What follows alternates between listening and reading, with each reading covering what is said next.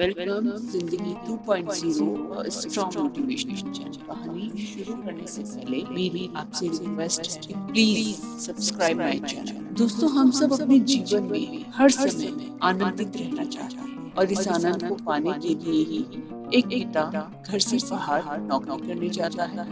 माँ अपने बच्चों के लिए पकवान बनाती है, साधु तपस्या में लीन रहता है और साधक प्रवचनों को सुनने बैठ जाता है।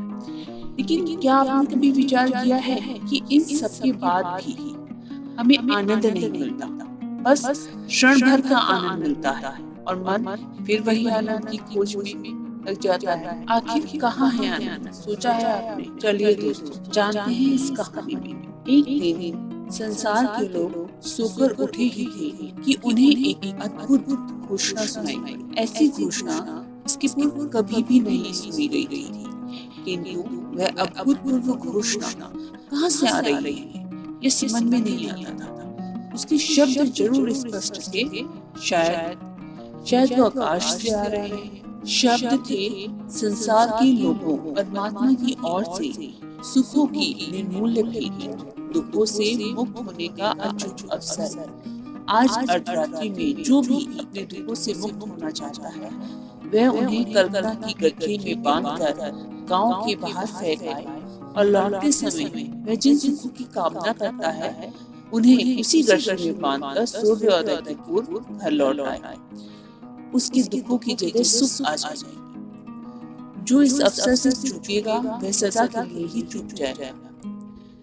यह एक रात्रि के लिए पृथ्वी पर कल्प वृक्ष का अवतरण है।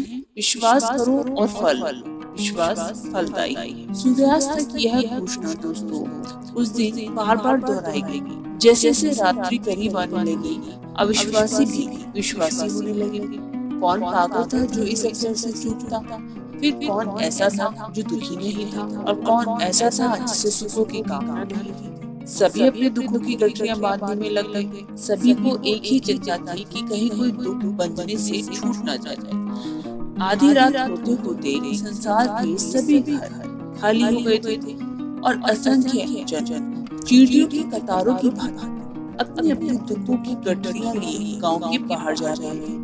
उन्होंने दूर दूर जाकर अपने दुख फेंके कि कहीं वे पुनः वापस न आ जाए। और आधी रात बीतने पर वे सब पागलों की तरह जल्दी जल्दी सुखों को बांधने में लग गए। सभी जल्दी में थे कि कहीं सुबह ना हो जाए और कोई सुख उनकी गठरी में बिना बंधा न रह जाए, क्योंकि सुख तो असंख्य थे और समय था काफी कम। फिर भी किसी तरह सभी संभव सुखों को बांधकर घर पहुंचकर जो उन्होंने देखा, उन्हें अपनी आंखों पर विश्वास नहीं आता था। झोपड़ियों की जगह गगनचुंबी महल खड़े थे, सब सोने का हो गया था। सुखों की बारिश हो रही थी। जिसने जो चाहा था उसे वही मिल गया था। यह तो आश्चर्य था ही, लेकिन एक और महान आश्चर्य था। यह सब पाकर भी लोगों के चेहरे पर कोई आनंद नहीं था। पड़ोसी को सुख सभी को दुख दे रहा था। पुराने दुख चले गए थे, लेकिन उनकी जगह बिल्कुल ही नए दुख और नई चिंताएं साथ में आ गई थी। दुख बदल गए थे, लेकिन मन चित अभी भी वही थी, इसलिए दुखी थी। संसार नया हो गया था, लेकिन व्यक्ति तो वही थे, इसलिए सब कुछ वही था।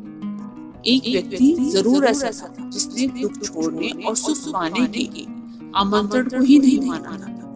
वह एक बूढ़ा फकीर था। उसके पास तो अभाव ही अभाव थे और उसकी नासमझी पर दया खाकर सभी ने उसे चलने को बहुत समझाया। जब सम्राट भी स्वयं जा रहे थे तो उस दरिद्र को भी चलने को बोला, लेकिन उसने हंसते हुए कहा, जो बाहर है वह आनंद नहीं है, जो बाहर है वह आनंद नहीं है, और जो भीतर है उसे खोजने कहाँ जाऊं? मैंने तो सब खोज छोड़कर ही उसे पा लिया। लोग उसके पागलपन पर हंसे और दुखी भी हुए। उन्होंने उसे बिल्कुल पागल समझा, और जब उनके झोपड़े महल हो गए थे और मणियां, हीरे, कंकड़ पत्थरों की तरह उनके घर के सामने पड़े थे, तब उन्होंने फिर उस फकीर को कहा था, क्या अब भी अपनी भूल समझ में नहीं आई? लेकिन फकीर फिर हंसा और बोला कि मैं भी यही प्रश्न आप लोगों से पूछना चाहता था। उस फकीर का क्या मतलब था दोस्तों? उसका मतलब था दोस्तों, आप कितना भी आनंद बाहर खोजें, अंत में आपको फिर एक खालीपन सा लगने लगता है। आप फिर से कुछ नया करने लग जाते हैं आनंद को पाने के लिए। और फिर वही दुखी मन, खोजी मन, फिर खोजता है बाहर कुछ क्षण आनंद के। लेकिन इन सब को करते हुए जो आनंद बाहर खोज रहे थे, वह आनंद झांक कर अंदर नहीं देख पाए कि जो आनंद अपने अंदर है उसे बाहर क्यों खोजे। जो उस आनंद को पा गया वह कुछ न करके भी आनंदित है, जितना कुछ करके था। ये सब मन की अवस्था है। फकीर अपनी फकीरी में भी आनंदित रहता है और अमीर को अपनी अमीर रास नहीं आती, आनंद नहीं देती। स्टोरी का मोरल कहता है कि आनंद को जितना हो सके अपने भीतर खोजें और आनंदित रहें दोस्तों।